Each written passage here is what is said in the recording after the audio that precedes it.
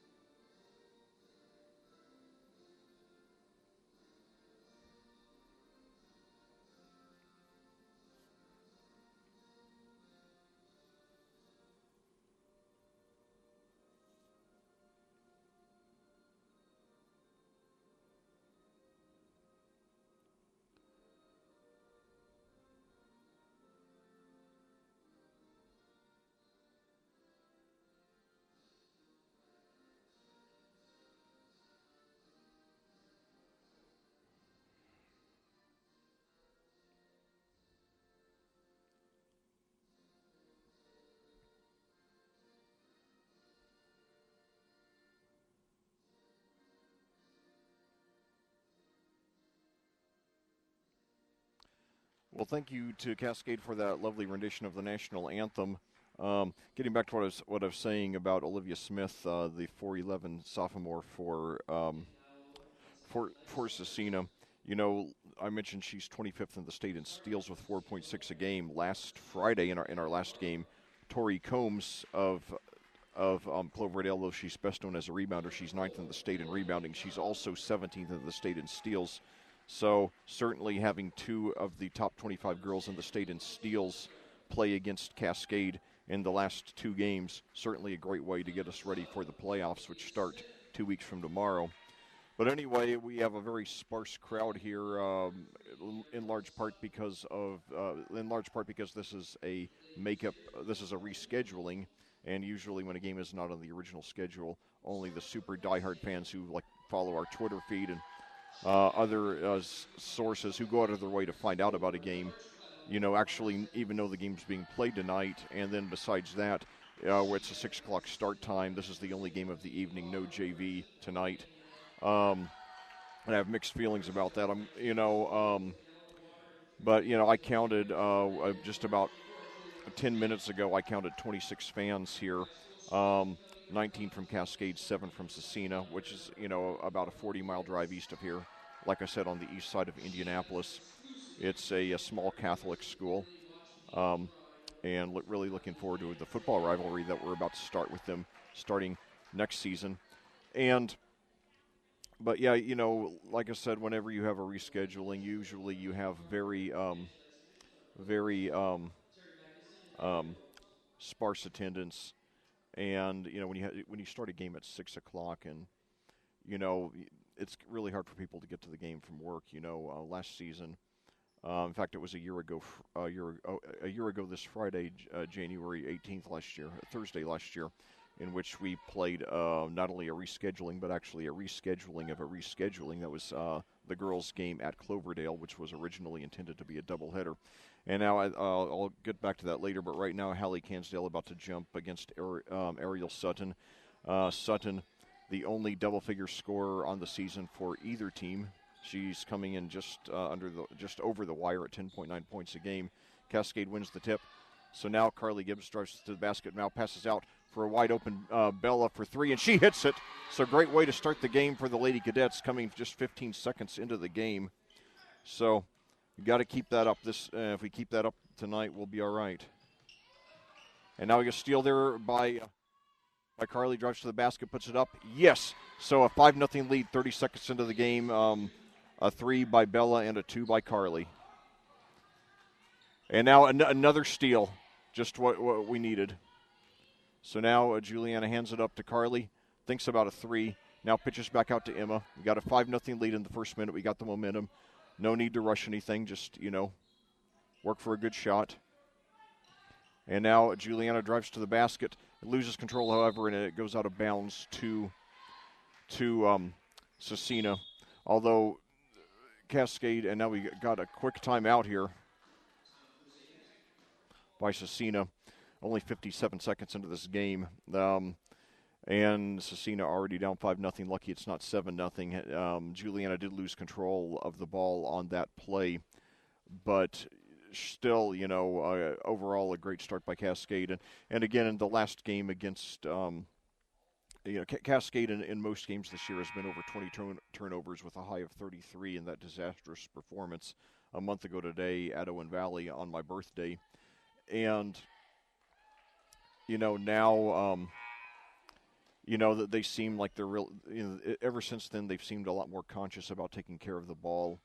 And it's gotten progressively better, and it got to the point where it wasn't great against Cloverdale, but it was good. It was good enough that, we only lost to the number 12 team in our class and the strong favorite to win our sectional by 6 points. So now baseline jumper there by no good. That was by Emily McDonald there for Scecina.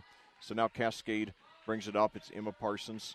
6:43 to go here in the first quarter. Cascade 5, Scecina 0. A brand new rivalry here. Scecina and now a 3 by Bella. She hit it. Yes, yes. So Bella Mahan with 6 points, and it's an 8-0 Cascade lead. Come on, girls, let's just pile it on. And now a baseline jumper is banked in there by Monica Nance. It's the first points for the Lady Crusaders in this game.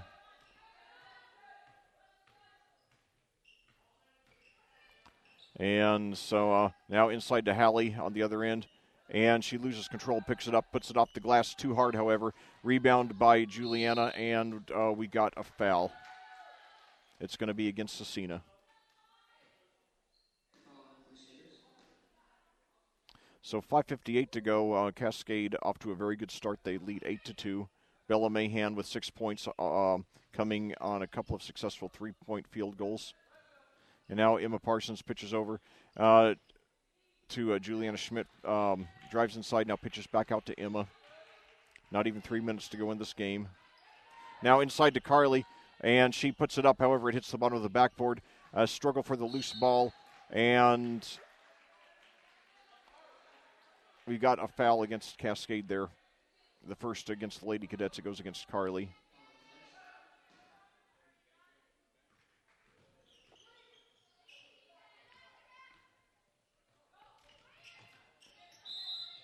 So these two teams both in 2A, both coming in with similar records. Cascade at 3-14, Scecina at 5-13. However, Cascade's played a moderately tougher schedule. So Cascade should be, at least a slight favorite in this game. So Olivia Smith with the ball, probably the shortest player I've ever commentated at 4'11", but a speedster. And now a bank shot is good there by Sutton, the team's leading scorer. Like I said, the only player for either team who averages in double figures. But Olivia Smith, what she lacks in height, she makes up for in speed and tenacity. Like I said, she's 25th in the state in steals as Sutton completes the three-point play. So Scecina now starting to get back in the game after the disastrous start. 8-5 now with Cascade leading. And now Emma loses control of the ball, gets it, however, hands it up to Hallie, puts it up again too hard the second time in this game. And now a jump ball possession arrow favors Scecina with 4:57 to go. And I'll tell you, Hallie Cansdale is the future of this team. She's, in my opinion, not by a big margin, but by a small margin, she's the best player on this team right now. I think she's going to end up being one of the top 10 scorers in school history. And now Sutton wide open there, cutting the lead to 1. She has 5 on the game, and Coach Carpenter wisely takes a timeout here with 4:47 to go here in the first quarter. We got off to a great start. He doesn't want us to revert into our old habits. This is a game, while, it's not certain, but if Cascade loses this game, there's a fair possibility, not a big possibility, but a moderate possibility that we will not win another game this season. We have a likely losses on Friday against South Putnam in the WIC crossover game, and Saturday afternoon at Plainfield. Then a likely loss a week from tomorrow at Avon, a 4A team with a 10-8 record. And then our only regular season home game after tonight, a week from Thursday, against Speedway, who is beatable, but it looks like, they are much improved this season from the Speedway we've seen in past seasons. So, and now we've got a whistle here with 4:36 to go.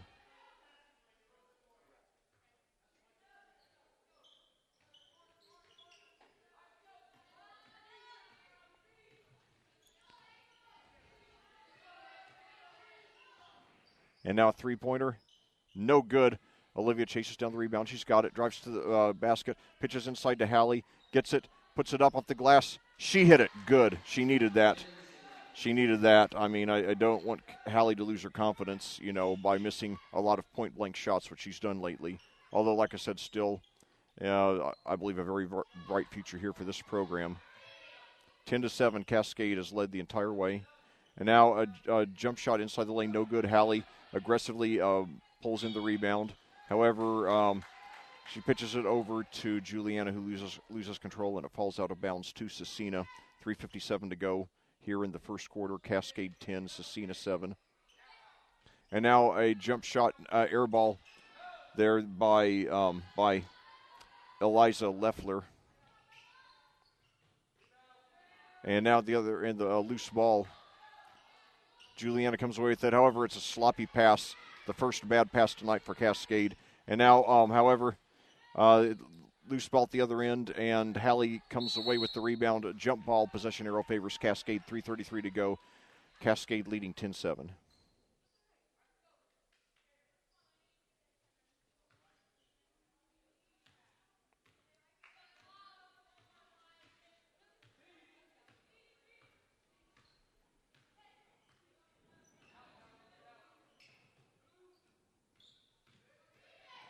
So Carly Gibbs with the ball now, and we got a whistle there with 3:18 to go.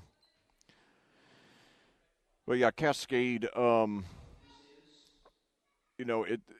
if we lose this game, and now inside blown coverage there, however, Carly misses a short-range shot, and it's knocked out. The rebound knocked out of bounds to Cascade, 3:14 to go. Scecina lucky that Carly missed that one. I think she might have just hurried a little too much. Now the inbounds into Carly again. Right-handed hook, no good. Fight over the rebound, and it's tipped, and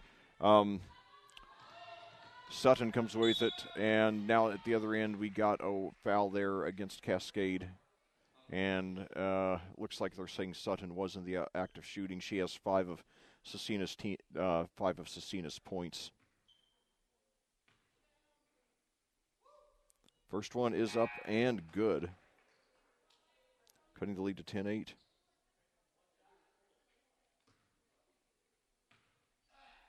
Second one, also good. So Sutton with a game-high 7.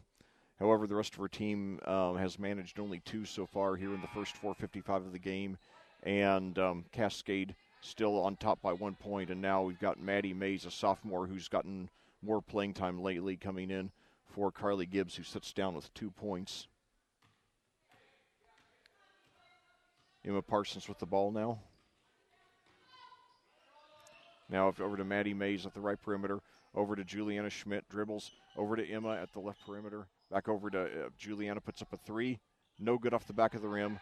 And we got the rebound pulled there by Madeline Martin. She is a 5'6" freshman. However, this pass stolen by Juliana, takes to the basket, puts it up. And is it a block or a charge? Looks like it's going to be a block against Scecina, so Juliana will be going to the line for 2. A chance to pad onto our 1-point lead here with 2:36 to go here in the first quarter at Clayton.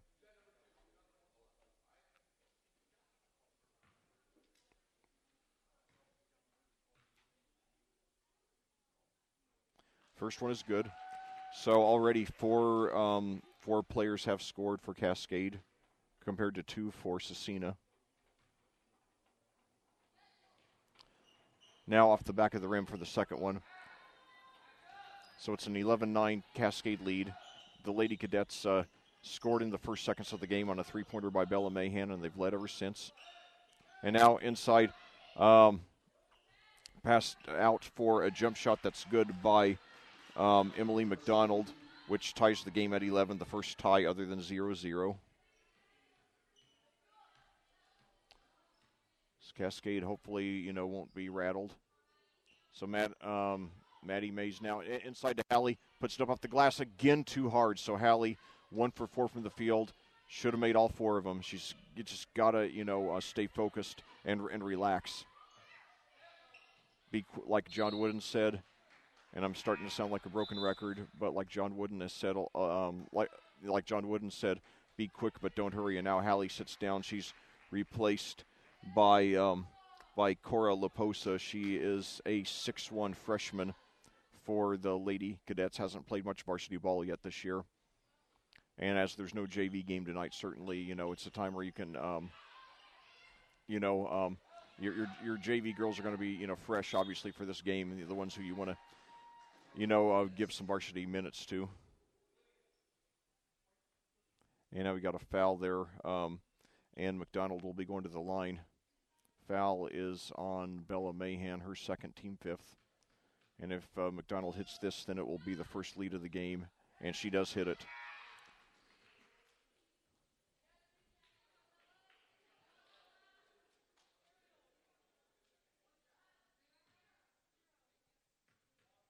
Cascade's just got to stay focused and not get rattled. So she hits 1 of 2, however, the rebound pulled in. No good there by Vanessa Asher, a monstrous 5'10" sophomore. She looks like she's, I always say that if Cascade had a girls football team, Hallie Cansdale would be a starting defensive end. Well, I think Asher has about 50 pounds on Hallie. Oh, and then a bad pass, however, Emma saves it. And now drives down to the baseline. Jumper, no good. And rebound tipped over there, and Cascade's got it. Laposa came away with it. She is the tallest player for either team. And now Laposa over to Maddie Mays in the corner. Now out to Schmidt. Fakes a three. Now over to, and now we got a three-pointer. That's good there by Dixie Short, who's a senior reserve. So we get the lead back 14-12 now with 41.2 seconds to go. And now we've got looks like a travel violation there against Sutton. So 5 Lady Cadets have scored. Our senior day.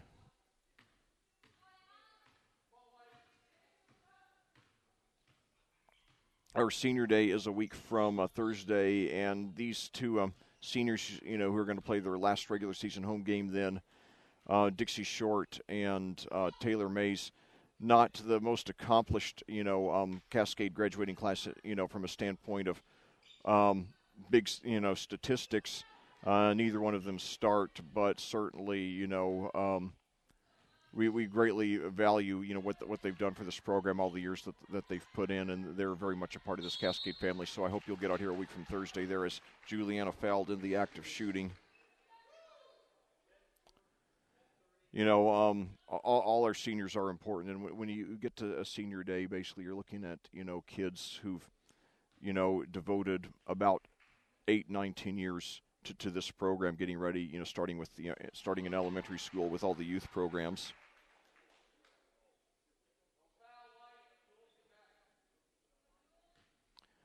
First free throw by Juliana is good. Second one is good. So since Scecina got the lead, we've run off 5 points in a row to take a 6. And now a long pass down court. It's knocked out of bounds with 1.4 seconds to go.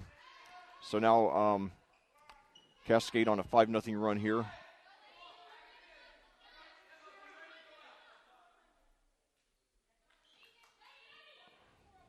And now Juliana steals the inbounds pass, and that's it. So after one quarter of play here, Cascade looks like they just might break that 8-game losing streak. Your score, Cascade 16, Scecina 12. We'll be back after these words from our sponsors on audiosportsonline.com. The Cascade High School Athletic Department simply would not be able to operate without the financial support of our business partners. We would like to recognize and thank them for their generosity. The official health provider to the cadets, Hendricks Regional Health, Diamond Partners, Bestway Drywall, and North Salem State Bank, Platinum Partners, Allen Irrigation Company, CJ's Pizza, Dunn Insurance Agency, Jill and Ian Bell's Expert Realtors.net, and Global Construction Management, Silver Partners Electric Plus, Bassett Services Heating and Cooling, and Clean Sensation Auto Detail, and Bronze Partner Endeavor Communications. Thank you, business partners. Your support of the student-athletes of Cascade High School is greatly appreciated. Well, back here at Clayton, we're about to start the second quarter with your Cascade Lady Cadets leading the Scecina Lady Crusaders by a score of 16-12 in a game that was originally scheduled for Monday afternoon. Saturday afternoon at 1:30. And I'm thankful for the rescheduling, not only because of the snow we had, but also because had the game gone on as scheduled, we would have been playing our first game. We would have been playing on just about 18 hours rest, having played on Friday evening against Cloverdale in a grueling game, and having already rescheduled the game before the Cloverdale game started. We knew that we were going to have a couple of days to rest after that game, so it really gave us the freedom to just burn everything that was in the tank and go all out to get that win. And we ended up losing only by 6. And now we're playing Scecina. I think under normal circumstances we would beat Scecina, but certainly I like our chances a little bit better when we have a couple extra days rest. The girls clearly are fresh tonight. They have the ball and a 4-point lead here early in the second quarter, 16-12. 5 Lady Cadets have already scored. And now Juliana fakes a 3, drives into the lane, puts it up, and she travels. We've cut down on the turnovers lately. Still have some improvement to do in ball handling, but we have come a long way, and certainly started to build some chemistry with this starting five that'll carry on into next season when they'll all be back, and 3 of them will be back for 2 more years. And now Sutton puts it into end Cascade's 5-0 run. She has a game-high 9, and it's a 16-14 game. So now Hallie with the ball, puts it up. She hits it, yes. And that one, she was contested on that one by McDonald, so it wasn't quite as easy a shot as some of the ones she missed earlier, but she looked beautiful on that one. And now jump ball on the rebound, as both Maddie Mays and Sutton were going for it. Possession arrow favors Cascade, so we got the lead. We got the 4-point lead and the ball now.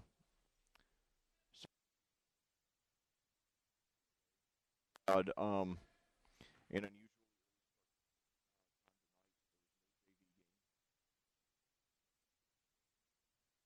now it's Schmidt with the ball.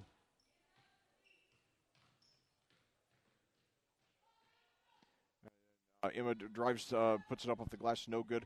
Gets her own rebound, however, and brings it back out beyond the 3-point line. Now pitches inside to Juliana, puts it up and in.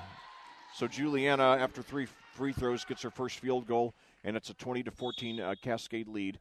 And Clover and Scecina takes a timeout. By the way, I forgot to mention the head coaches earlier because I was in kind of a rush because of the early start time. And, I came in from work in downtown Indianapolis. But Cascade's head coach is David Carpenter, who's 48-42 in his 4th season with the Lady Cadets. And Scecina's head coach is Jim McNulty. He's 19-44 in his 3rd season with the Lady Crusaders. Scecina has a modest basketball history. Like Cascade, the Lady Crusaders have won 2 sectionals.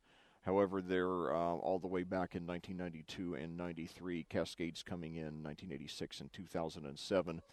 Scecina, however, has overall a much more modest basketball history than does Cascade. The Lady Crusaders only 3 winning seasons in the last 19. But anyway, I'm really excited though about Cascade's move to the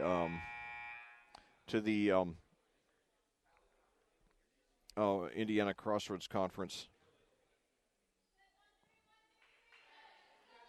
which will happen next year.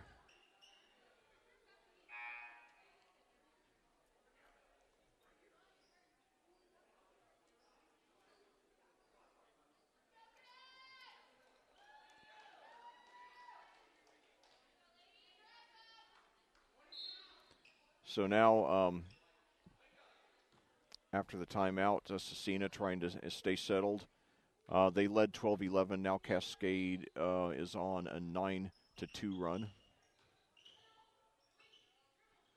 And I'll tell you, if we play at least our B game the rest of the way, especially in ball handling, I think we're going to win this one. There, as the ball is mishandled there by.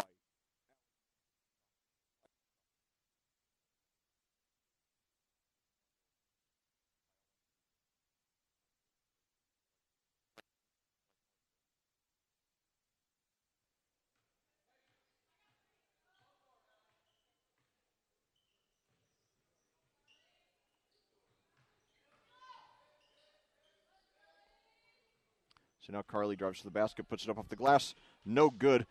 Fights for her own rebound. Jump ball. Possession arrow favors Scecina.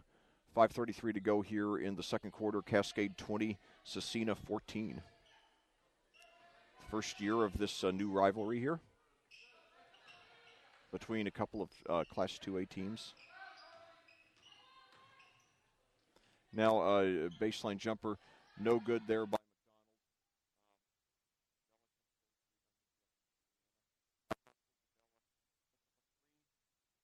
good.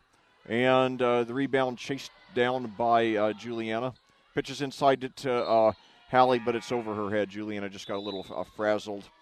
We just got to show a little more patience than that. We did not need to rush there. We already got a 6-point lead, and we got a fair amount of momentum.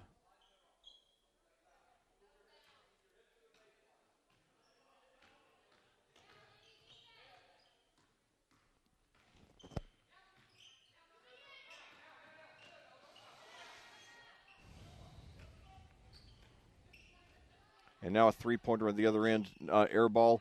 Nice save there by Hallie. Pitches it over to Juliana, who drives 1-on-2, and it's knocked out of bounds to Cascade with 4:41 to go here in the second quarter.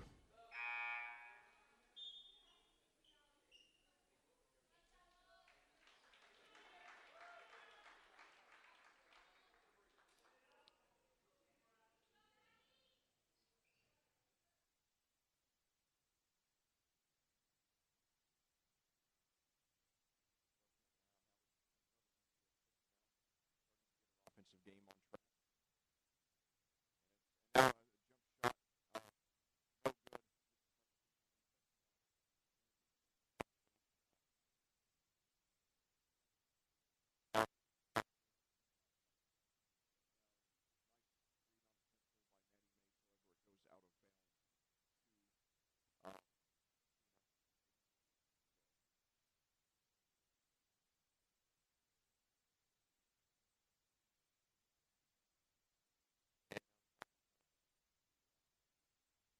Yes, to Scecina, excuse me.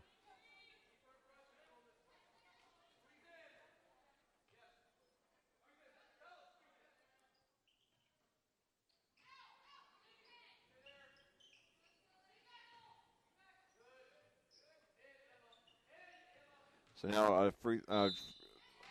now Sutton got it at the free throw line, drove in and hit it, and now she'll have a chance for a three-point play. Cascade was on an 11-2 run before that, so that could help the Lady Crusaders get some momentum back. It also makes Sutton the first double-figure scorer of the game. She hits the free throw, completing the three-point play. She has 12, but the rest of the team only 5 combined, and it's a 5-point Cascade lead. So now Emma Parsons dribbling near midcourt for Cascade. Over to Mays. Now over to Bella, inside to Hallie. Loses it but gets it back and held as a reach in. Could be against Sutton, could be against Smith.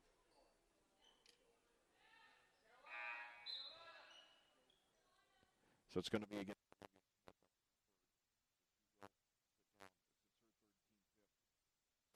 defensive wizard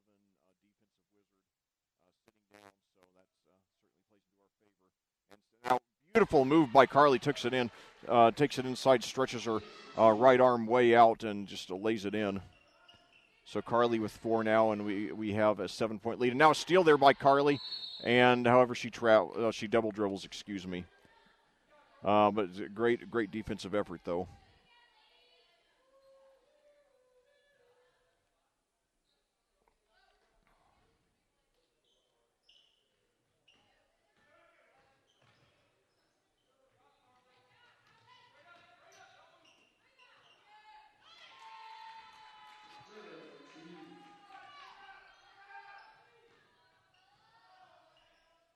And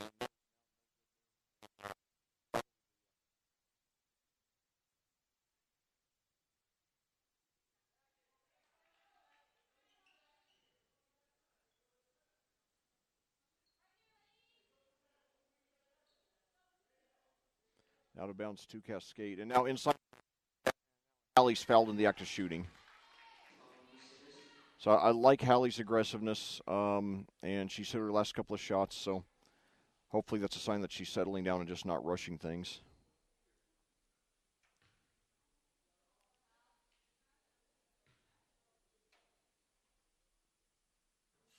In and out.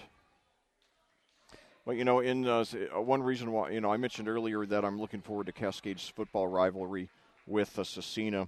The Crusaders are a 2-time state champion in football, also gotten to a couple of other championship games, and they've won 11 sectionals, including, and Hallie misses them both. But they've won 11 sectionals and 7 regionals. And now a short jump shot by Sutton, no good. Maddie Mays pulls away the rebound, gives it up to Juliana, brings it past midcourt. Now over to Emma.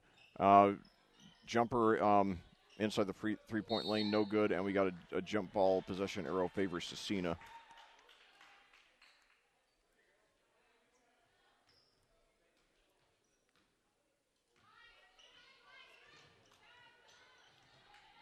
And now near a nice steal attempt there by Emma, and they got a jump ball possession arrow favors Cascade.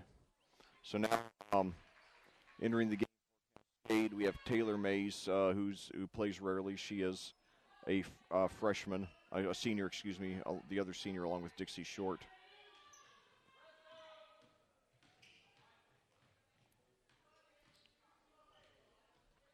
And I really hope that she'll.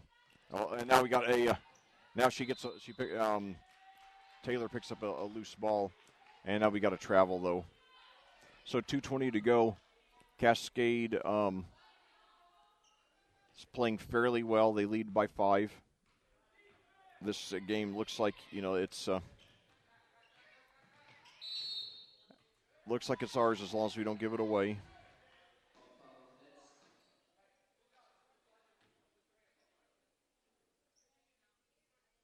So now going to the line for Scecina, we have Jalen Durr. She is a 5'6" freshman.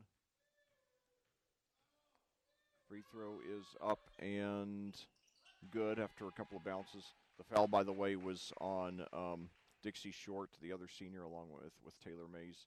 That's her first team.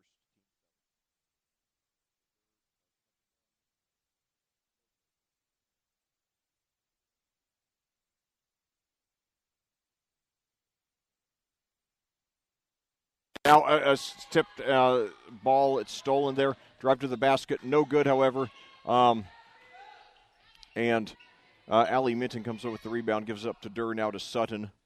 Now over to McDonald, puts up a 3. Air ball, however, and it goes out of bounds to Cascade, so the Lady Cadets lucky. They haven't had a lot of ball handling breakdowns in this game. That was one of them. They're lucky that they get the ball back without having given up any points.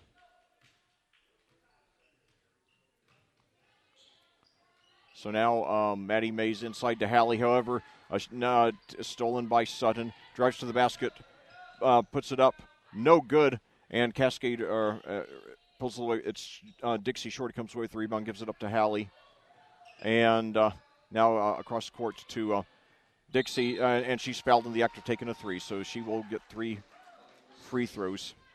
Hopefully he'll hit them all, make it a 3-possession lead with 1:21 to go here in the first half. I don't want Scecina close at the half.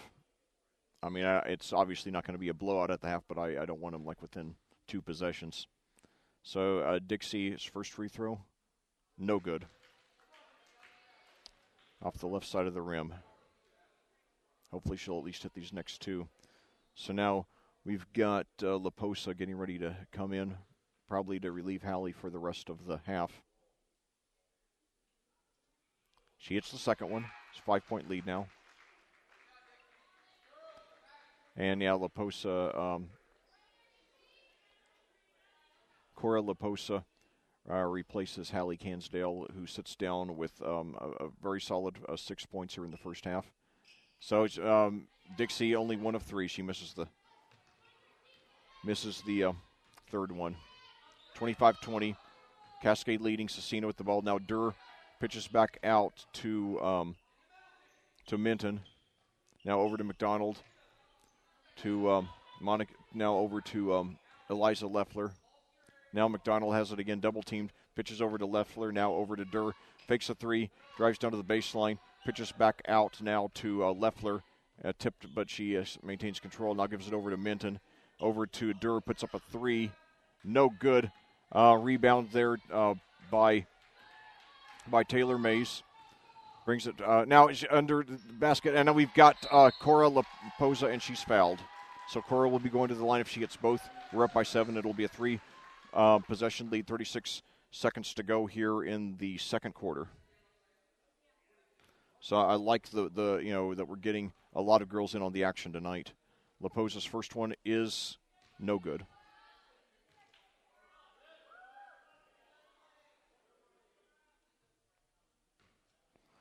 Come on, at least make 1 of 2.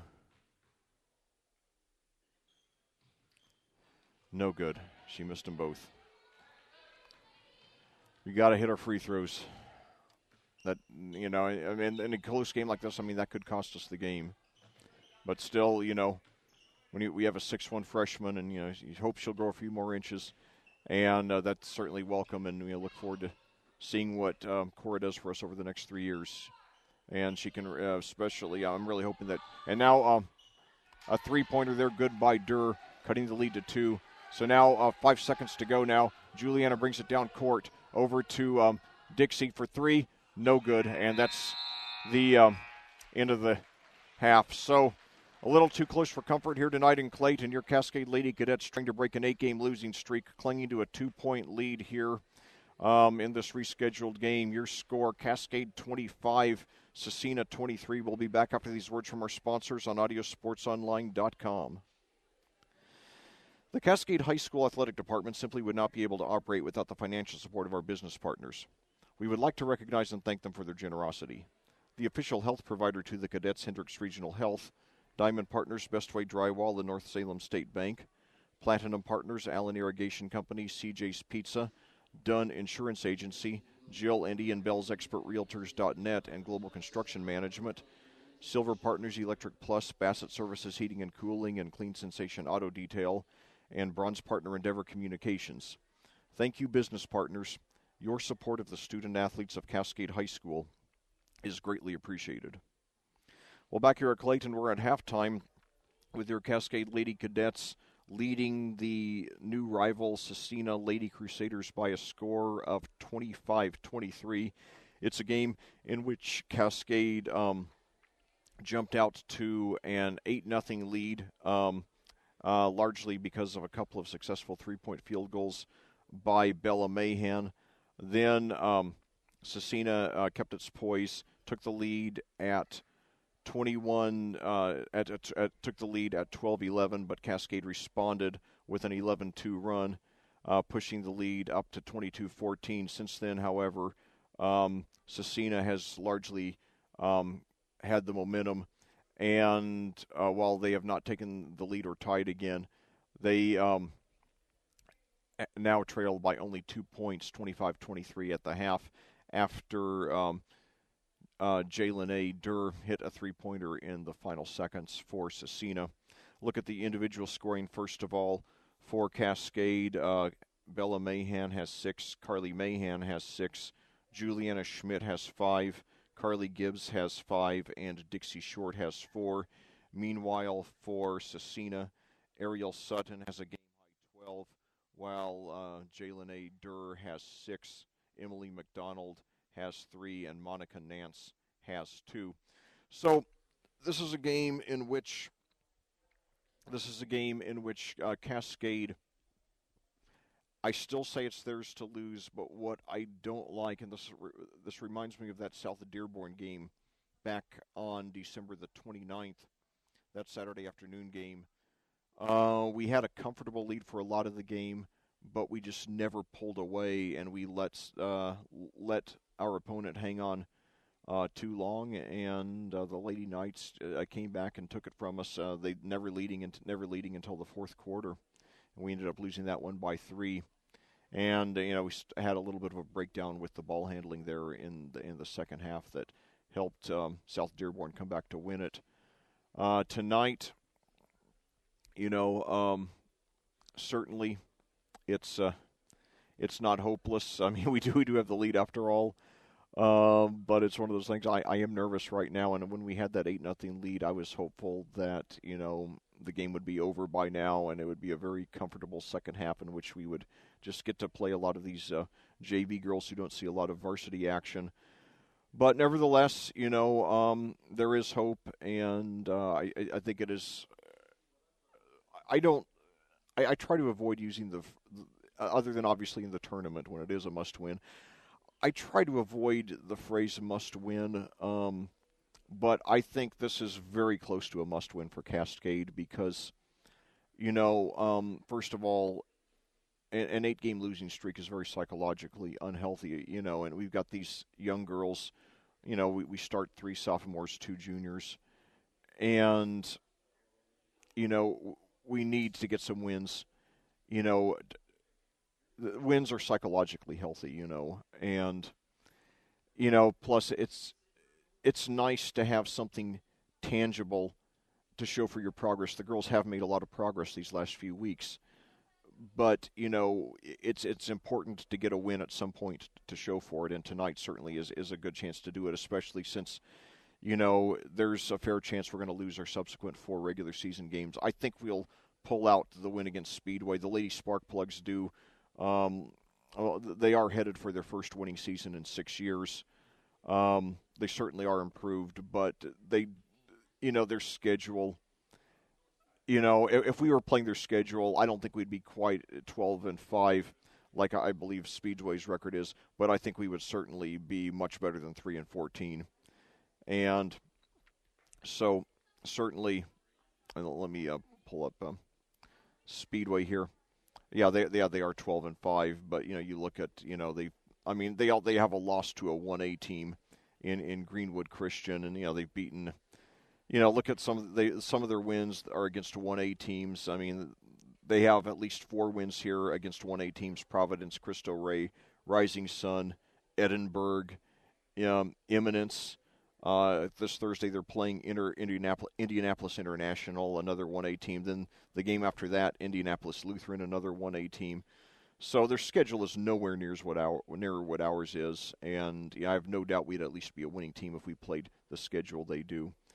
But anyway, nevertheless, I'm fairly encouraged. I give Cascade about a B- for their first half performance, and if they play at least their B game the rest of the way, preferably their A game, I think they will get the win here and send me home a happy man. I am on an 11-game losing streak as Cascade's commentator for boys and girls basketball, so I am very hungry for a win, and no one will be happier than me tonight if the Lady Cadets do get this win. So anyway, and I'll tell you, the silence is almost deafening. You can almost hear a pin drop here in this gym tonight because of the rescheduling. I guess they weren't able to book any halftime entertainment, so there's no music, nothing. It just an empty court out there now. Guys bringing out a rack of basketballs for the second half warm-ups, which have not started yet. 3:13 to go on the halftime clock. Neither team has returned yet. And now the guy who brings out the balls, is getting a mild ovation from this sparse crowd here tonight. It's not. Like I said, I counted 26 people about 2 or 3 minutes before I went on. 19 Cascade fans, 7 Scecina fans. Like I said, Scecina located on the east side of Indianapolis, about a 40-minute drive from here. And with the 6 p.m. start time, probably not a lot of people able to get off work. I have a flexible job, which I really need for being a high school sports commentator. And so I'm able to take off work early anytime when I need to. So, and I work in downtown Indianapolis, by the way, for those of you who don't know. So, by the way, this Sunday is Selection Sunday for Indiana girls high school basketball. That's the day that the IHSAA will announce the pairings for this year's tournament. So you will find out when and against whom Cascade will be playing, and the Lady Cadets now returning with about 2 minutes left on the halftime clock, getting a very nice ovation from the small crowd. And apparently Scecina head coach Jim McNulty had a lot to say because his girls are not back yet with 1:43 to go. But anyway, again, this selection show for the tournament would be the selection show for the tournament is this Sunday. It will air live on the internet at ihsaatv.org. That's ihsaatv.org at 3:30 p.m. And if you miss it when it's live, no problem. It will be archived, so you can go back and watch it anytime at your convenience, just like all these Cascade basketball broadcasts here. And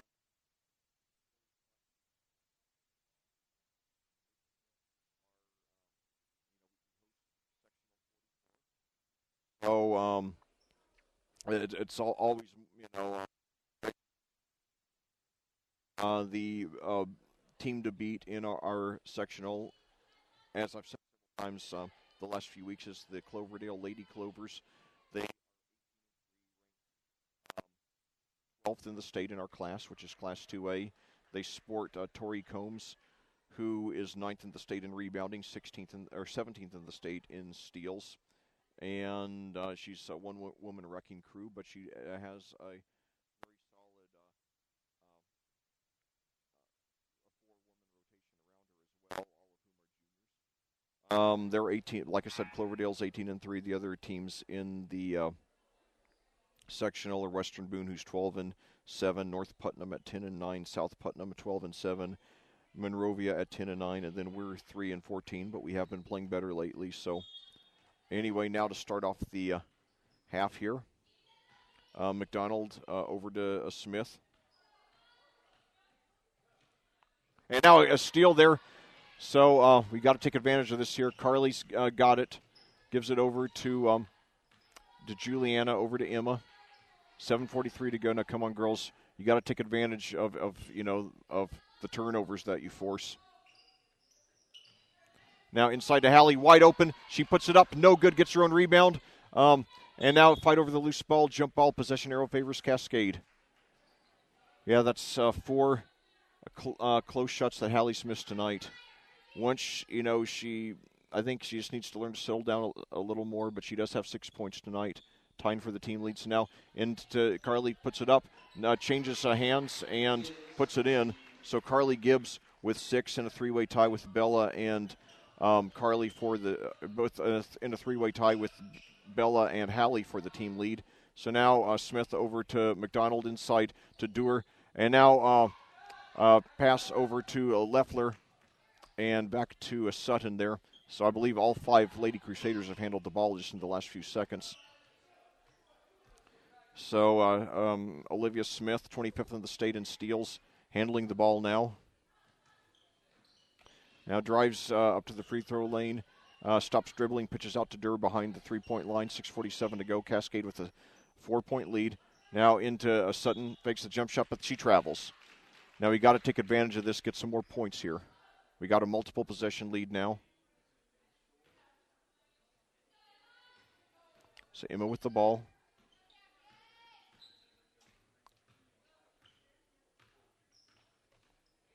And now Carly is knocked loose, but she maintains possession, guarded by McDonald.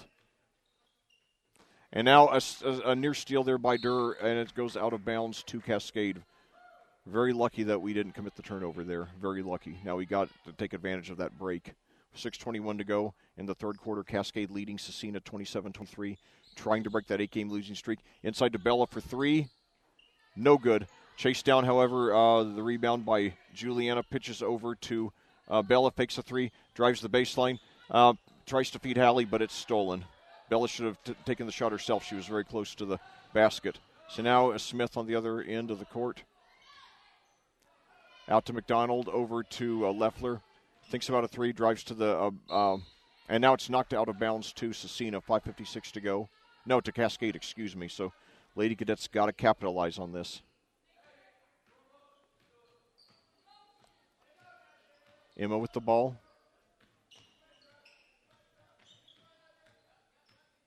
Out to Carly behind the three-point lane. Dribbles over to Bella. Now passes over to Emma in the corner. Drives forward, then pitches over to Bella for 3. She hit it! Yes! Yes! Bella Mahan with her 3rd successful three-pointer of the game. She has a team-high 9, and we've pushed the lead up to 7 on a 5-0 run to start off the third quarter here. And now on the other end, however, Cascade fails to get back on defense, and Leffler lays it in. We've got to get back on defense. Leffler, the 5th Lady Crusader to score. 5 players from each team have scored now. 30-25 Cascade lead. 5:04 to go here in the third quarter. Come on, girls, let's finish the job. And now Emma drives, puts it up. Not enough on it, but Bella gets the rebound, puts it up, and she hits it. So Bella with a team-high 11. She has our last 5 points to push the lead back up to 7. 4:48 to go in the third. Come on, girls, let's just finish the job, get that win. So now Sutton drives, but she loses control. She picks it up, but then pulls back out behind the three-point line. And now Leffler on the short jump shot, no good. She and Hallie fight over the rebound. Possession arrow favors Scecina.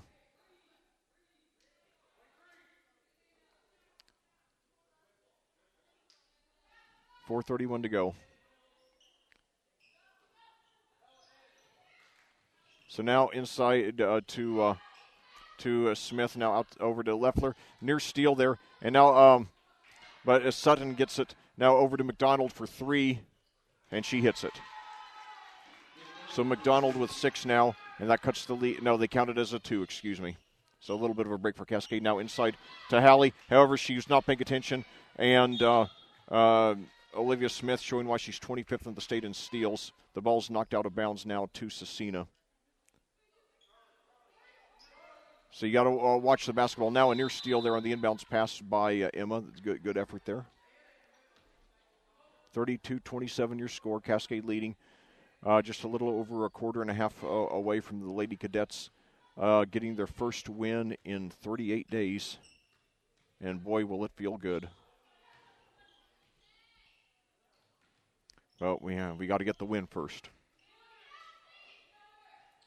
So now McDonald, and now near steal there by Juliana. McDonald gets it back. And now it's the ball knocked out of bounds.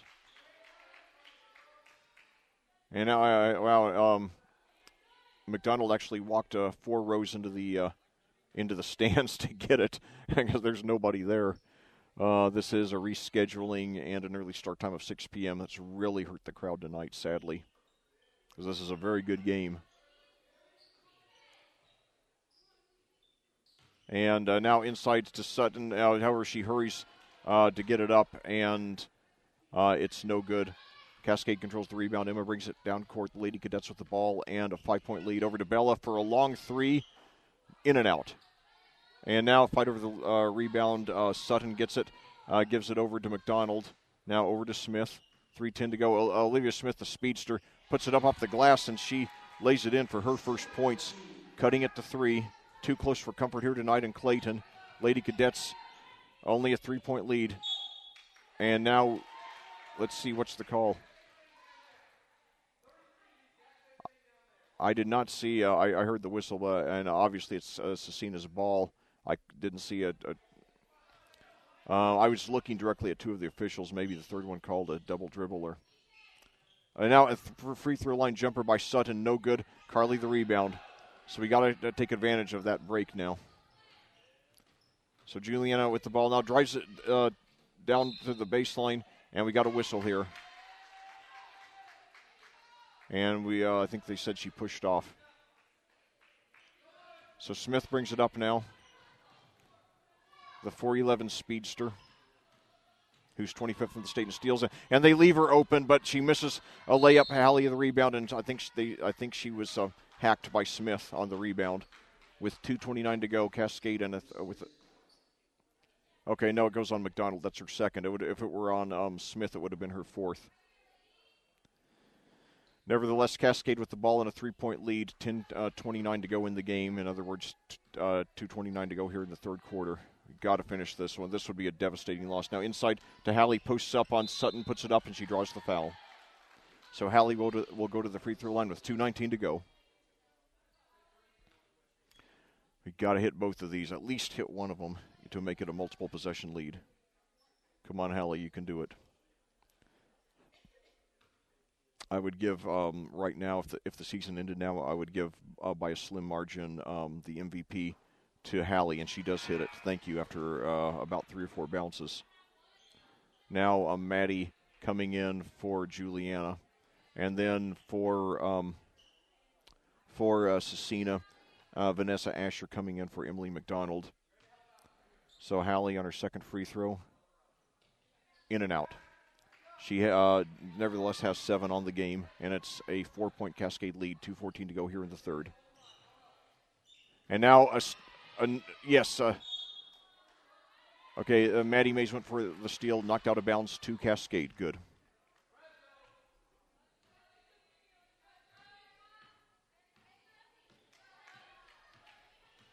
So 33-29. And now a steal there by Smith, and now she lays it in uncontested. So she has 4, cutting the lead to 2. She is a treat to watch. Certainly an inspiration for girls who are, who are not short. Who are not tall, excuse me. And now Hallie for a 3, no good. However, Cascade controls the rebound, and Emma's fouled in the act of shooting. Not crazy about Hallie shooting a 3, although she did almost make it. She took her first 3-point attempt the other night against Cloverdale. It was also close, but just missed. So Emma from the free throw line. She hit it. And that's her first point of the game. And it pushes the lead up to 3. She hit them both after it bounced on the front of the rim. So it's a 4-point Cascade lead, 1:35 to go here in the third quarter. Now Olivia Smith with the ball. Incredible speed to help make up for her lack of height. Now inside to Sutton. Posts up. Jumper. No good. Put back up and blocked out of bounds to Scecina. 1:20 to go in the third. Cascade 35, Scecina 31.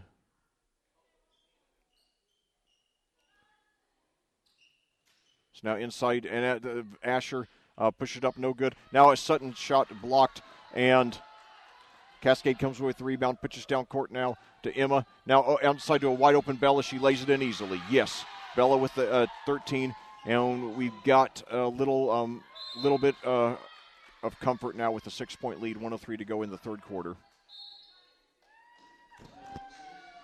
So Scecina taking the timeout.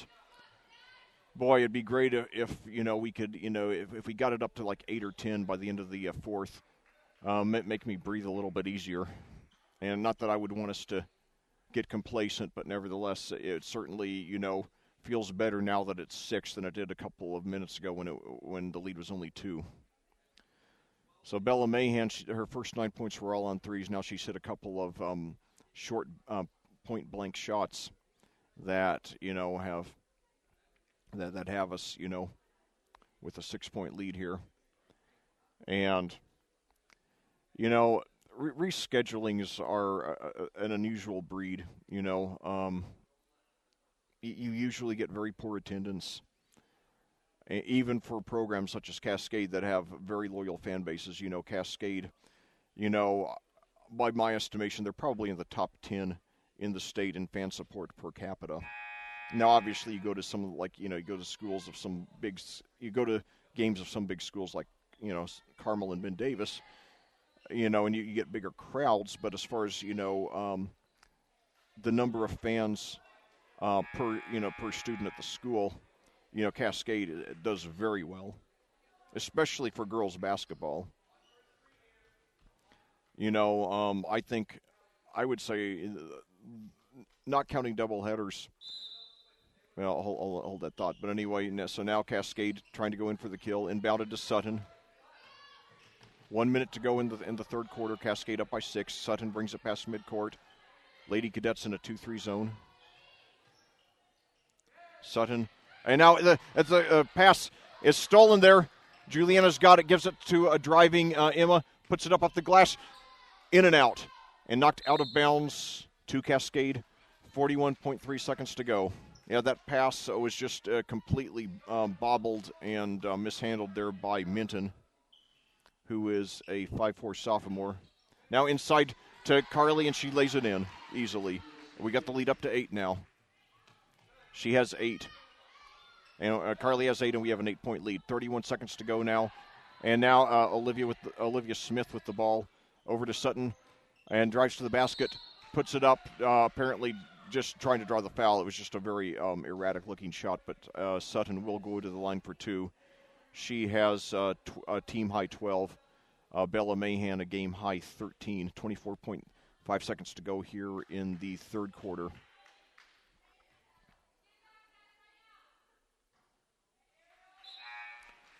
First one up, no good. So it looks like Cascade will take at least a 3-possession lead into the fourth quarter. No, I'm sorry, the first one was good. Excuse me. So Sutton, she hit them both. She has 14 now. 39-33 your score. Cascade with the ball. 20 seconds to go here in the third quarter. Emma with the ball. Now, I'd say just hold for the last shot, unless you – and now inside to Juliana, however, wide open under the basket. She puts it in. So forget what I said there. So now 8 seconds left. Now inside to Sutton. 5 brings it past, and now she double dribbles. So Cascade will get at least 1 point more possession here.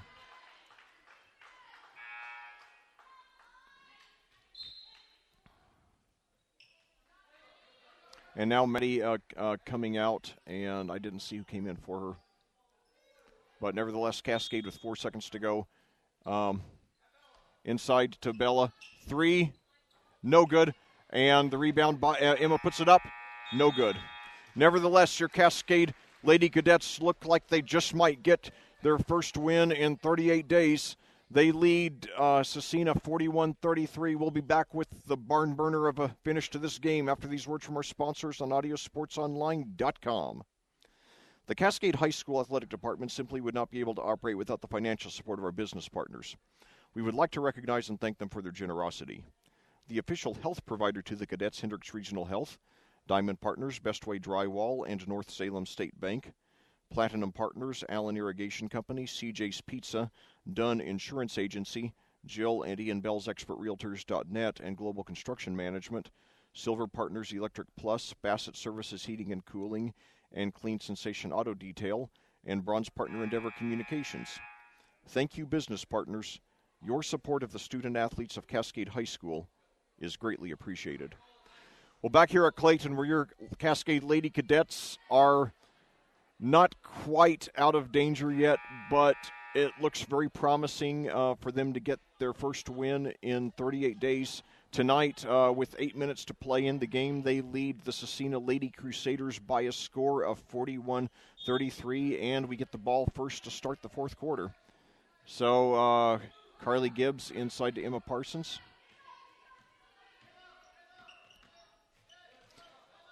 Now Bella Mahan, who has a game-high 13, or team-high 13 matching her uniform number.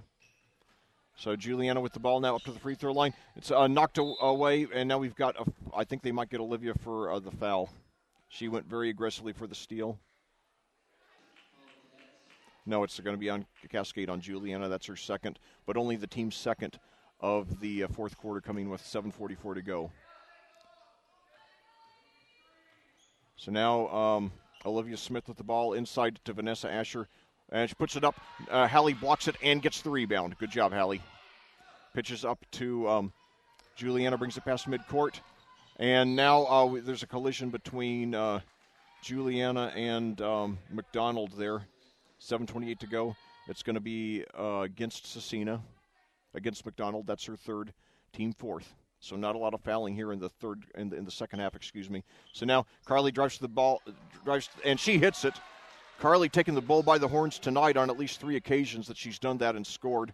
She becomes her second double-figure score and pushes the lead back up to, and now no good, and Carly comes away with the rebound. So Carly Gibbs, and now over to Bella for 3. She hit it! Yes! Yes! Cascade, I think we're going to win it. Up by 13 now. Oh, my God.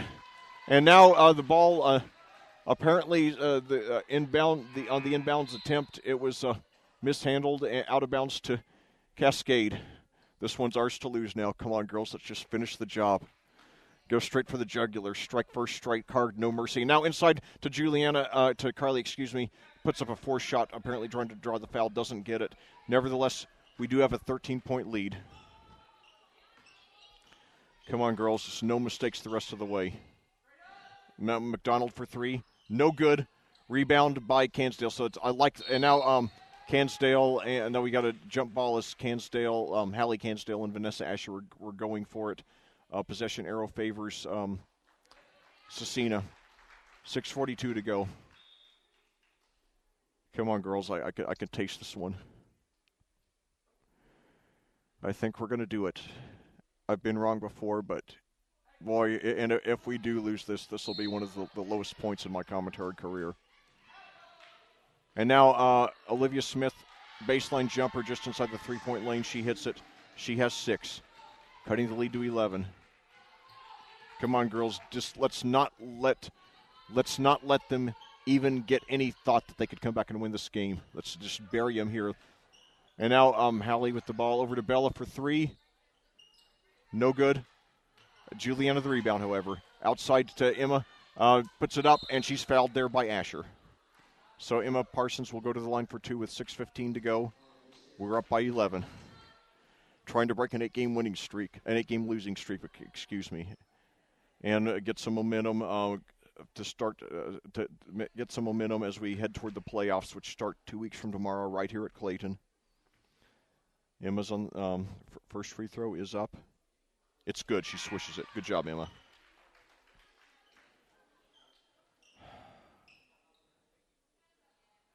So now we've got Eliza Leffler coming in for Vanessa Asher.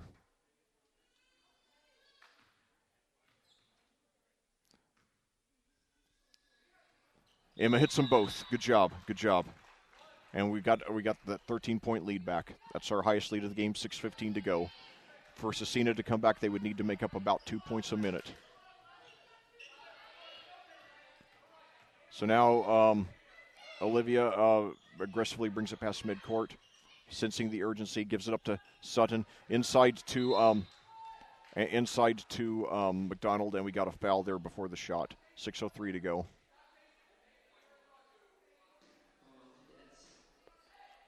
It's going to be on Cascade. It's going to be on Hallie. That's her third. But with, a 13-point lead and 6:03 to go, I'm not too worried about that. So I'd say to Hallie, just play super aggressively the rest of the way. And now a jump shot there by Smith. That's her second long jump shot in this quarter, cutting it to 11. And now over to Bella for three. No good. And Smith chases the rebound. She's got an open path to the basket, puts it up, and she's fouled there by Bella, who did a good job getting back on defense. So Smith will go to the line for two. And now we've got we're getting ready to have a substitution. I can't tell who that is from my vantage point. But Smith goes to the free throw line with 5:42 to go. Her first one is up. No good, just grazes the front of the rim. So now Emma coming in for Bella. Bella with the game-high 16. So Smith hits the second one. She has 9, second best on the team. Cutting the lead to 10. Now inside to Maddie Mace. However, she was wide open, but she misses the shot. That's just got a little too excited there. So now Smith brings it down court, pitches over to McDonald for three. She hit it, cuts the lead to 7. So suddenly it's a 6-0 Scecina. No, they count it 2, but nevertheless it's a 5-0 Scecina lead. So a very good timeout here by Coach Carpenter to make sure this one doesn't slip away. 5:23 to go. I thought a couple of minutes ago Cascade had all but clinched it. Now it's still ours to lose, but now there is a little bit of a glimpse of hope for Scecina. 17 your time of day. And I'm just a slight bit nervous. I think we're going to get this one, but I'm not certain about it. So anyway, I'm cautiously optimistic right now. And the few fans who showed up here are really being treated to a great game. And I'm sad this is a rescheduling and that it took place so early in the day, hurting the attendance. But I'm honored to be bringing this game to you.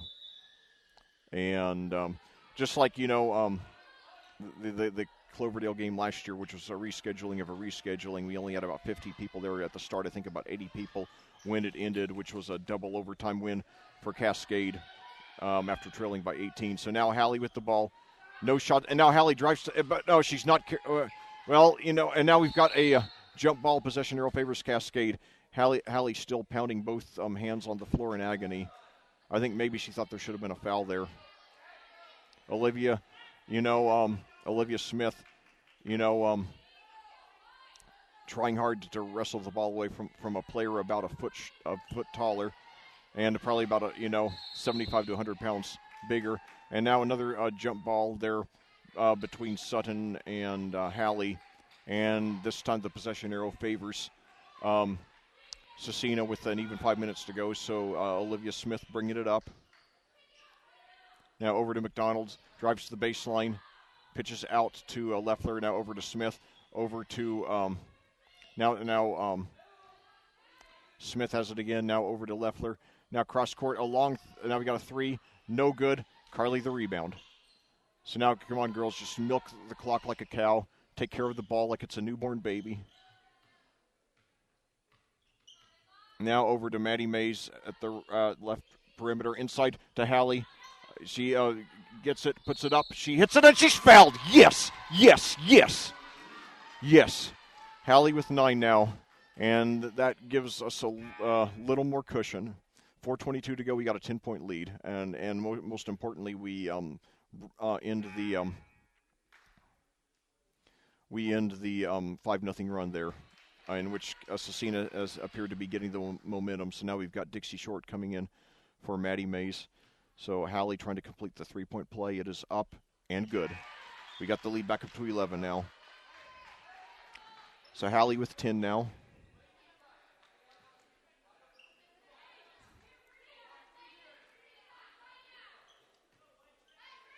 One of 3 double-figure scores for the Lady Cadets, along with Bella and Carly. And now Olivia with the ball. Now inside to Sutton, who puts it up, and she hits it. Sutton's been, after a very good first half, has been quiet in the second half, but she cuts the lead down to single figures now. And now Carly takes it down to the baseline, and however they got her for a foul. 4:03 to go.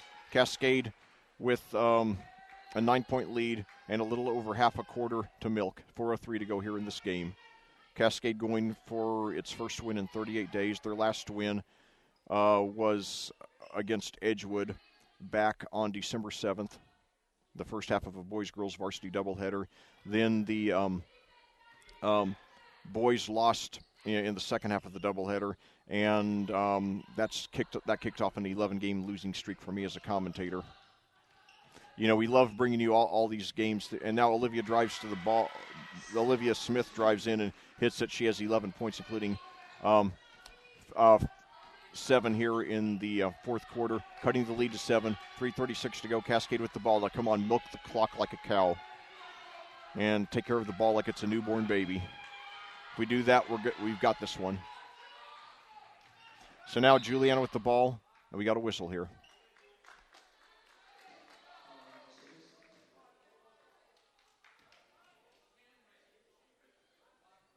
It's going to be against Scecina.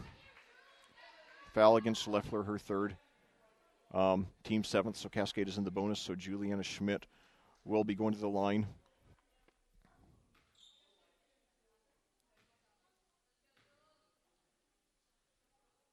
She hit it. Got the lead back up to 8, 3:24 to go.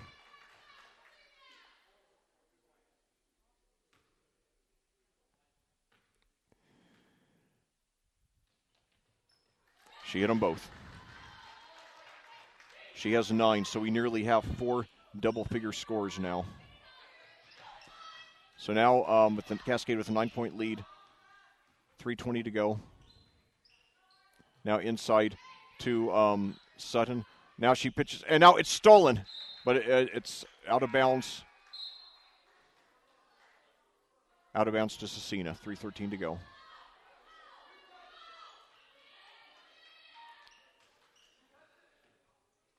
So now Bella sitting down. I didn't catch who came in for her. So now inbounds pass over to Smith. Drives the baseline, and we got a foul here with 3:11 to go.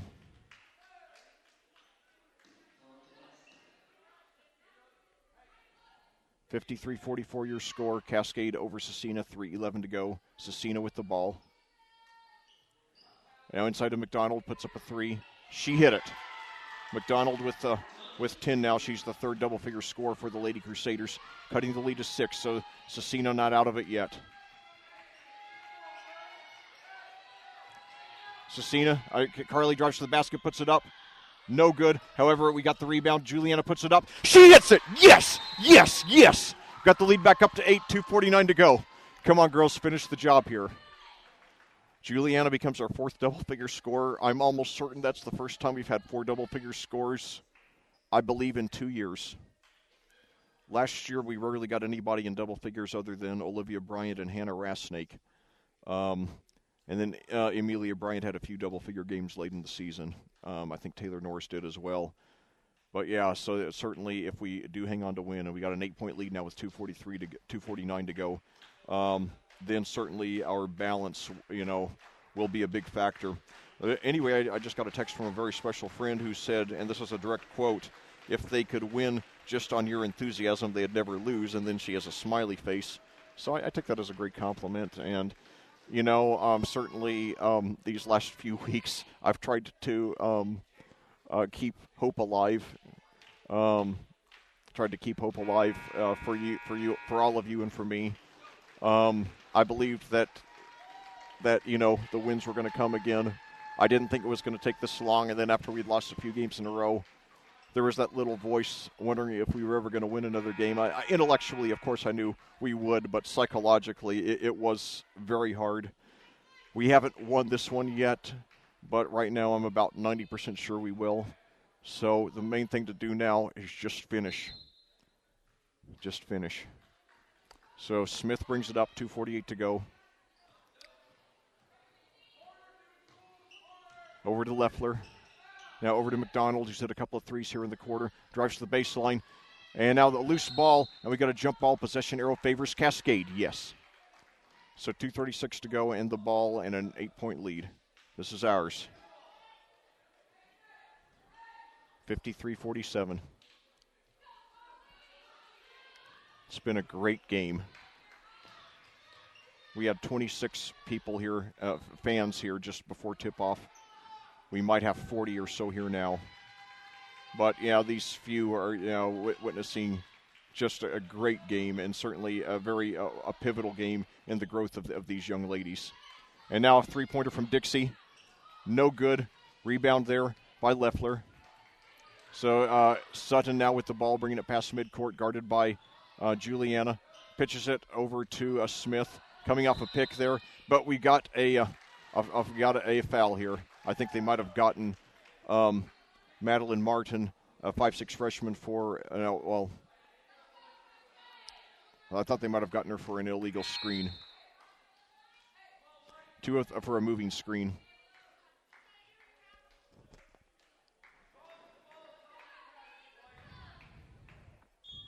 So now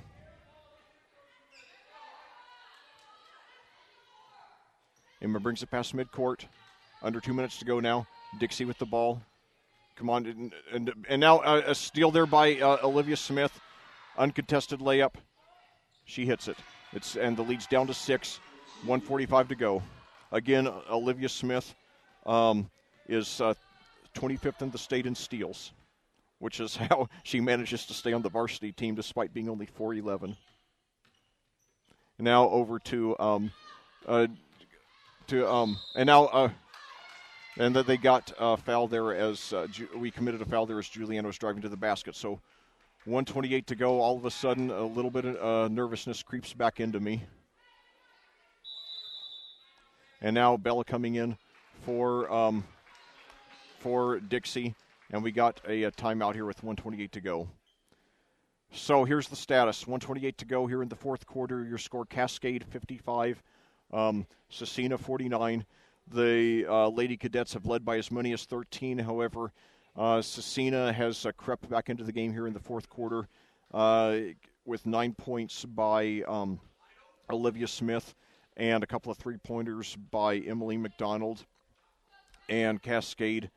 They have not let the Lady Crusaders on any on any huge runs, but we've a couple of times we've committed a couple of turnovers, and Scecina has capitalized on them enough to stay within striking distance here.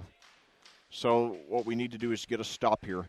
If Scecina fails to score on this possession, then what we have to do is run off a lot of the clock unless we have an absolute, like 90% percentage shot, like wide open under the basket. Or else just, make them foul you. And then we got to hit our free throws. But the important thing is don't let Scecina score in this possession, and especially not a three, because that would make it a one-possession game. And I think another thing, if the after, especially after the Monrovia and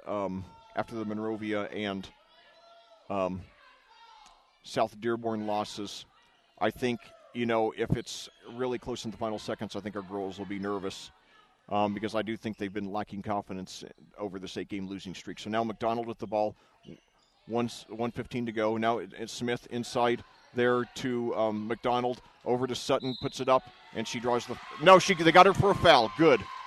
I thought she was going to the line for 2, but no. So now we've got the ball with a 6-point lead, 1:10 to go. Now, if you don't get a wide-open shot, make them foul you. And that, by the way, I know we've got and Sutton has fouled out.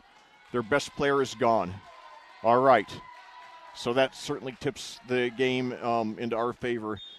Sutton, a team high and a game high tying 16. Bella has 16 for Cascade. Come on, girls, you can do it. A minute to go. Now Carly wide open for 3. Sheila, we're going to win it. 9-point lead, less than a minute to go. Olivia brings it down. Looking very hurried. Over to Emily. Now over to Madeline Martin. It's taking a lot of time that they need. 9, and now no miscommunication. The ball goes out of bounds. 37.5 seconds to go. We got the ball and a 9-point lead. We're going to win this one. Oh my God! Sometimes they're a little harder on my heart than I'd like, but we're going to get this one tonight. Hallie with the ball posting up under 30 seconds. They're waiting a long time to foul, and she gets a foul. Now she is fouled. It could be either on Leffler or Durr, but Hallie will be going to the free throw line. Oh my God. Carly Gibbs with 13 tonight. I think this is the best I have ever seen her. She scored more points than this before, but I don't think she's ever played a better all-around game before. So now Hallie with 10 points on the game, and she misses the first.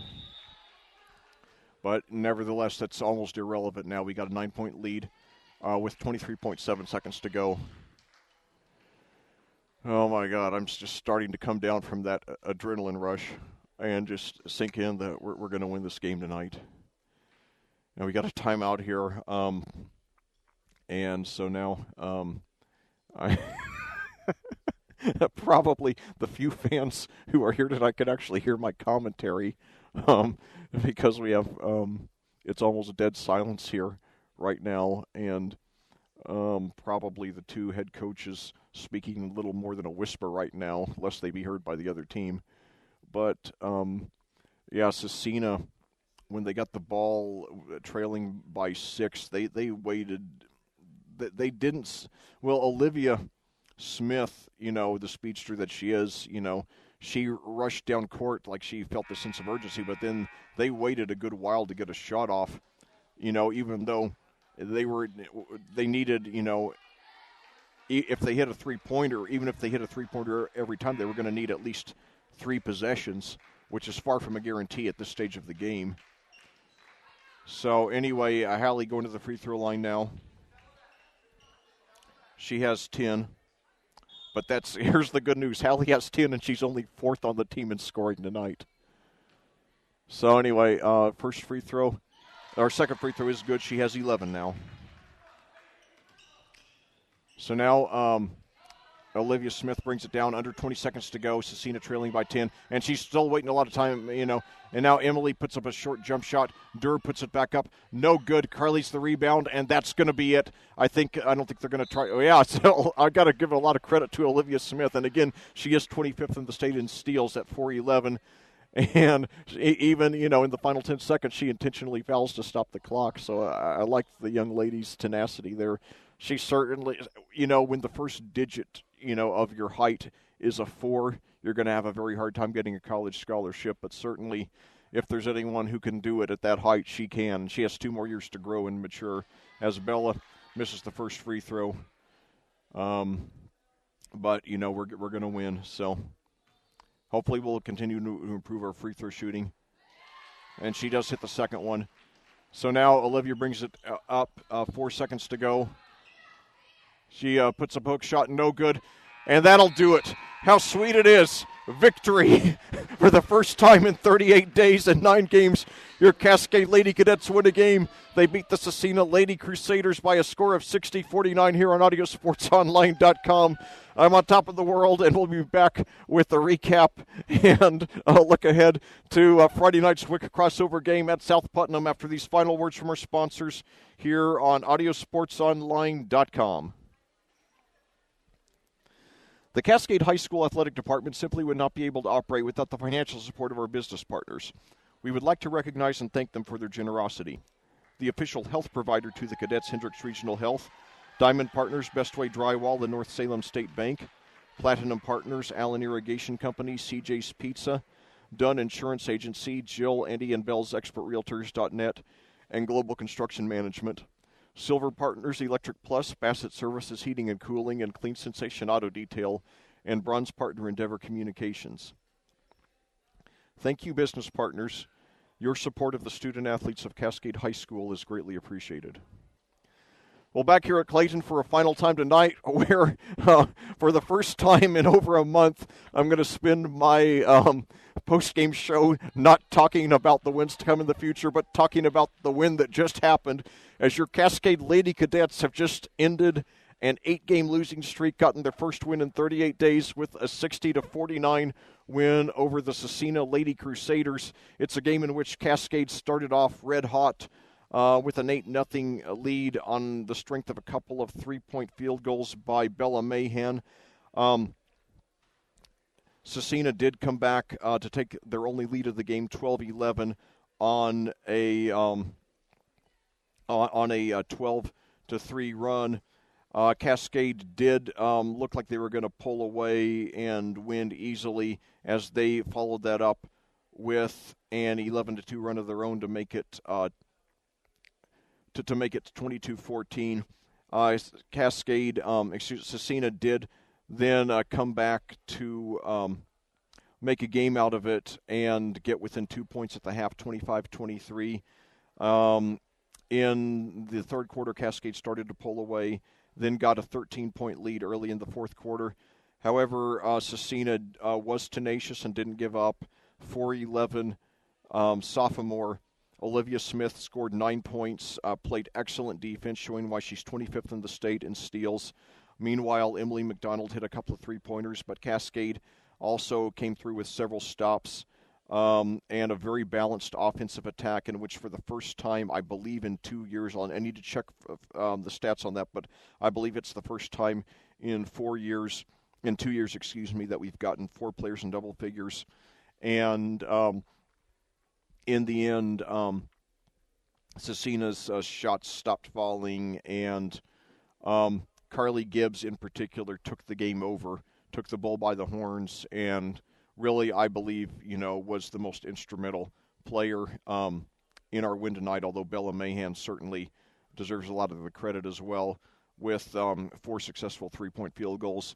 But, the important thing is this was a team effort tonight. Look at the individual scoring, first of all, for Cascade. Bella Mahan led the way with 17. Carly Gibbs had 13. Hallie Cansdale had 11. Juliana Schmidt had 11. And then Dixie Short had 4. And Emma Parsons had 4. Meanwhile, for Scecina, Ariel Sutton had 16, but I believe only 4 in the second half. Olivia Smith had 13, including 9 in the fourth quarter. Emily McDonald had 10, including a couple of successful 3-point shots there in the fourth quarter that helped keep the Lady Crusaders in it. Jalen A. Durr had 6. Eliza Leffler had 2. And Monica Nance had 2. So in conclusion, this is a game in which Cascade, they did have a couple of ball handling breakdowns in the second half that helped Scecina stay in the game longer than I would have liked, and it was a little too close for comfort. Although in the last minute, I finally started to calm down a little bit. Once Bella, I don't remember. I don't remember if it was Bella or Olivia who hit that last three. I believe it was Bella. But once we hit that one, that put us up by 9 in the last minute. Yeah, I was virtually sure we were going to win it, which we did. And I certainly laud Scecina for playing very hard. That's a program that has not had a lot of success, over the years. They entered this game at 5-13, only 3 winning seasons in the last 19. But they certainly have a lot of very promising young ladies. Sutton, their leading scorer, is a senior, but everyone else on the team is younger. The bulk of the team are sophomores and juniors, so it looks like they're going to have a winning program in a couple of years. Jim McNulty now in the third year of rebuilding that program on the east side of Indianapolis, a very accomplished overall athletic program that has a couple of football state championships. And but tonight, it was so important that these girls get that win. We had a moral victory Friday night against Cloverdale. They're the most heralded team in our sectional. They're ranked number 12 in the state in our class. They feature a very big college prospect in Tori Combs, who's 9th in the state in rebounding, 17th in the state in steals. And we took them, down to the wire, ended up losing by only 6. That certainly was a big turnaround for it, especially when you think about how far we had come since the low point of the season back on my birthday, December 14th, a month ago today at Owen Valley, when we committed 33 turnovers and lost to a good but not outstanding Class 3A team by a score of 71-27. We've come a long way since then. We're taking much better care of the basketball. We're still not taking care of the basketball like a newborn baby, but we're certainly taking care of it a lot better than we did in the first half of the season. And, knowing that we were very competitive, losing to the best team in our sectional by only 6 points, I'm no longer convinced that, this is going to be a one-and-done team in the playoffs. We could be.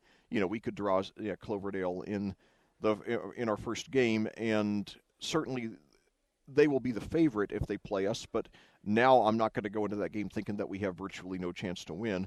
And even though we have the worst record in our sectional, seeing that we that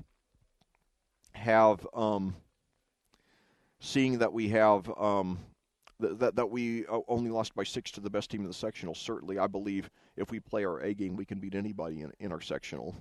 And even if we just win a sectional game or two, if we just prolong the season a little bit longer and just have more time to work together as a unit, because remember, we're going to have all 5 of these starters back for next season, then I think that can really benefit us a lot. But this wasn't a perfect performance, but it was a good performance. I gave us a B tonight. We got a little bit sloppy at the ball handling at times, but for the most part, we took pretty good care of the ball. And, more than anything else, I just saw an amazing resolve by the girls to not lose the game and to take matters into their own hands and to get everybody involved. When a team has, the 4 leading scorers all scoring, up pretty close to each other, I often use that as an example, that when you have that kind of balance in your top 4 scorers, you're going to win most of the time. And it feels so good to for once make that example out of Cascade rather than their opponent tonight. Bella had 17, Carly 13, and then Hallie and Juliana 11 apiece. So it was a great team effort. And then we had Dixie Short, one of our 2 seniors. She got 4 points off the bench, and like I said, Emma had 4. So it was a great team effort, and we're going to need a lot of team efforts like that to win some more games this season.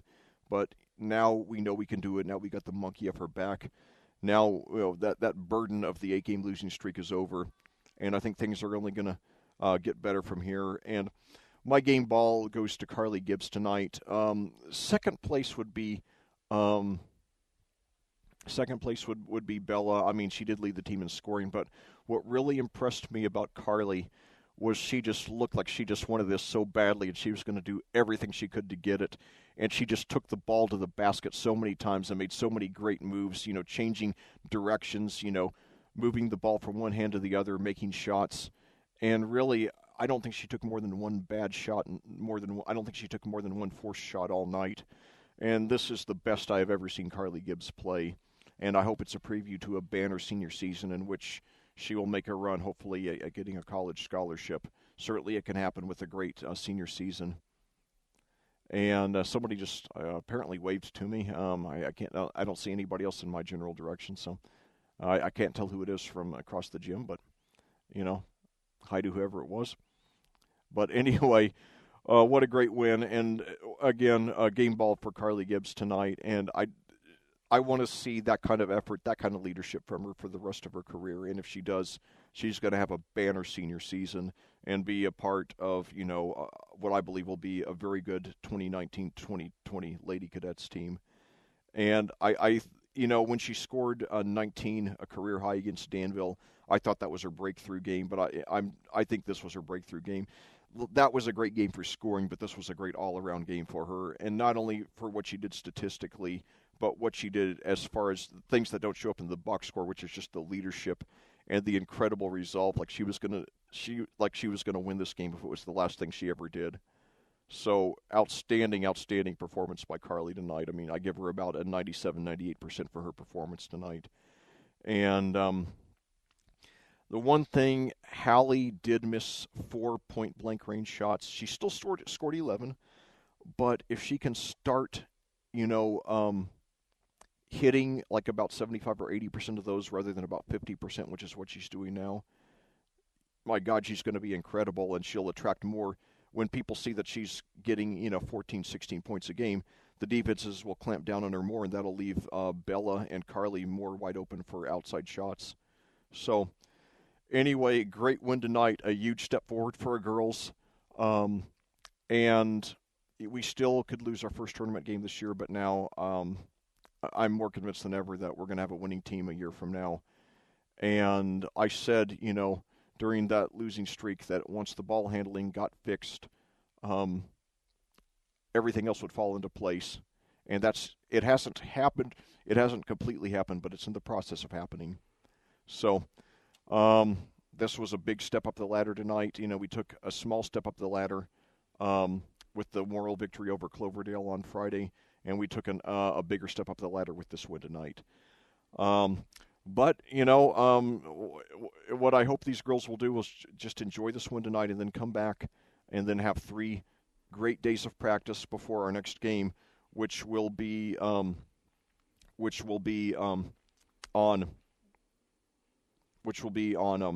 Friday night against a very painfully familiar opponent, the South Putnam Lady Eagles. It's interesting to see how things can change. Just on December the 17th, 2016, a little over 2 years ago, we won at South Putnam by a score of 68-46, giving us our 10th consecutive win over the Lady Eagles. And just a little over 2 years later, they're all of a sudden our most bitter rival.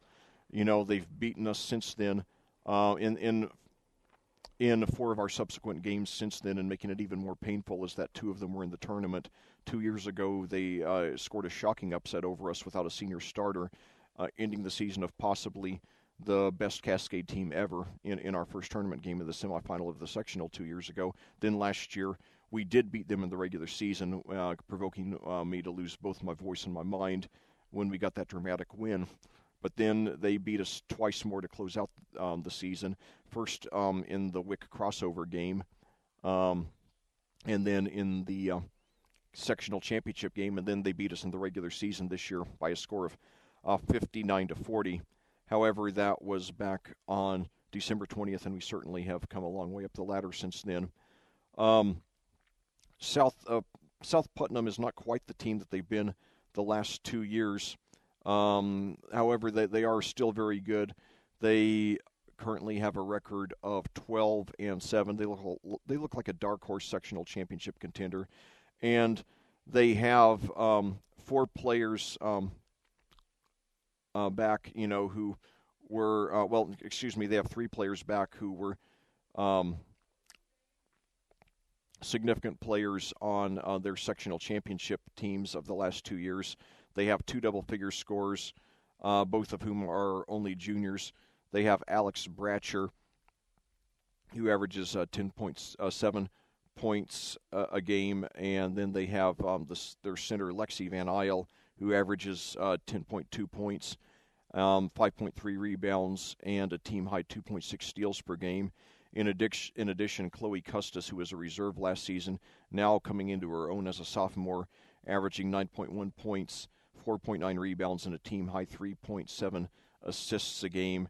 And finally, another promising sophomore, Macy Bumgardner, who averages 8.1 points and a team-high 6.8 rebounds a game. So they're going to be a handful. But, a couple of years ago, we beat them by 22, and then they came back and beat us by 11 in the tournament. And so hopefully we'll turn the tables on them this year, turn that 19-point loss back on December 20th into a victory in the crossover game. If we lose, it's not a disaster, but certainly it would be nice to get a psychological edge, not only against a sectional rival, but also beat a team that's beaten us 4 out of the last 5 times, including the last 2 years in the tournament. So, and then plus, after the win tonight, it would be nice to follow it with another win. It's not a disaster if we lose, but certainly, it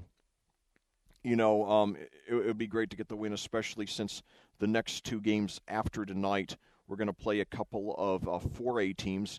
Now, Plainfield, who we play on Saturday at Plainfield at 1:30, they're not as good as they usually are. They're usually a top 25 team in Class 4A. They come into this game on a rare rebuilding year at 7-12. However, in the county tournament a couple of weeks ago here at Clayton, they did beat us 57-31. And so certainly a 4A team, you expect that they're going to they're probably going to beat us. And then we play a week from tomorrow at Avon. Who is not a great team, but certainly a good team with the outstanding 3-woman nucleus of their center power forward combination of Haley Nichols and Alex Richard, as well as their sharpshooting guard Zakia Rashid, and all of them will be back next year. By the way, Nichols will be a senior, Richard and Rashid will be juniors. Nichols will be a senior; the other 2 will be juniors. And the Lady Orioles at 10-8, and they've been ranked during this season, although I believe they have dropped out. But still, 10-8 for an A team, that's going to be a tall order, especially it's going to be a big workout for Hallie to go against Richard and Nichols on the inside. And however, I hope you all will get out to all of those games. None of them are long drives. South Putnam. Oh,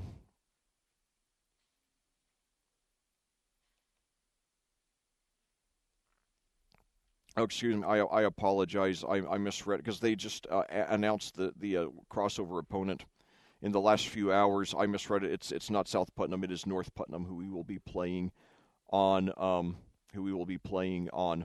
Friday night. We have not played them this season, and we did eliminate them in the first round of the tournament last year. North Putnam is a team that's been very bad in recent years, although right now they are 10-9, and and it looks like they're finally starting to get things on track. Although looking at their schedule here, when you look at our common opponents, okay, we lost to South Putnam by 19. North Putnam lost to South Putnam by 17. We lost to Cloverdale by 6. North Putnam lost to Cloverdale by 15. And then, let's see here. And then North Putnam actually later did have a rematch with South Putnam and won by 1. But then, North Putnam lost to Northview by 5. We lost to Northview by 7. North Putnam did beat Monrovia 56-47 by 9 points. We lost to Monrovia by 3. Those are, and then we lost to Greencastle by 29, and North Putnam lost to Greencastle by 23. So we're having basically we've been roughly the same against our common opponents. So that does look like it's going to be a winnable game, and so I apologize for misreading the schedule like that. But yeah, so basically that should be about a 50-50 game. North Putnam is in the lovely community of Rochdale, and like I promised you when we were about to play there in the sectional in football last year, Rochdale is a much lovelier community than its name. And it was actually named after a guy named Judge Roach. I think he was a postal official, not named after the bug. But anyway, so I hope you all get out there. That's about 30 miles north or northwest of here. And so that would be great if you could get out there to support the girls on Friday night. And then their next game against Plainfield will be on Saturday afternoon at 1:30. So hope you all will get out there for that. Plainfield just about 10 or 12 miles east of here. And then finally, a week from tomorrow at Avon, it'll be about that. The Avon's just about a 20-minute drive from here as well, east. So, of course, the last time we played out at Avon a couple of years ago, we came back from 20 down to get the big come-from-behind win. That's another one in which I totally went crazy in my commentary of. And so, yeah, basically that's the next 3 games are on the road. We will unfortunately not be bringing you any of those, but we will be. Our next broadcast will be a week from Thursday, which will be our senior day game against Speedway, the Lady Sparkplugs, who are suddenly resurgent with a record of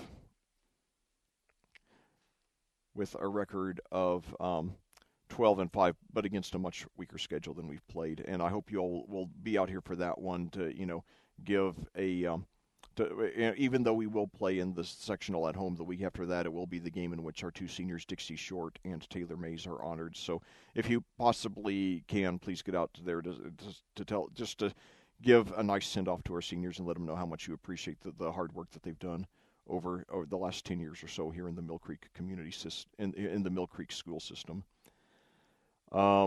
And hopefully cheer the Lady Cadets on to a win. Nevertheless, it will be their regular season finale, and hopefully we'll get a good win and go into the tournament with some momentum. So anyway, once again, your final score here tonight: Cascade 60, Scecina 49. The Lady Cadets break an 8-game losing streak. They improved to 4-13, get their first one in 38 days. Excuse me, they improved to 4-14, getting their first one in 38 days. While Scecina drops to 5-14. So anyway, and don't forget to hopefully and to get out to the Lady Cadets games over the 3 Lady Cadets road games over the next 8 days at North Putnam on Friday, at Plainfield on Saturday afternoon, and then at Avon a week from tomorrow. And then finally, I hope you all will get out here for their home finale a week from Thursday. And also don't forget on Sunday to tune in at 3:30 p.m. to the sectional pairings announcement show, which will air live on ihsaatv.org. That's ihsaatv.org. And then it will be archived there for you to watch anytime. Well, this concludes our broadcast. As always, thank you so much for joining me, and I cordially invite you to do so again a week from Thursday at 7:15 for the pregame show as your Cascade Lady Cadets play on Senior Day against the Speedway Lady Sparkplugs. Until then, for AudioSportsOnline.com, this is Lec Zorn reminding you, there is a difference only you can make.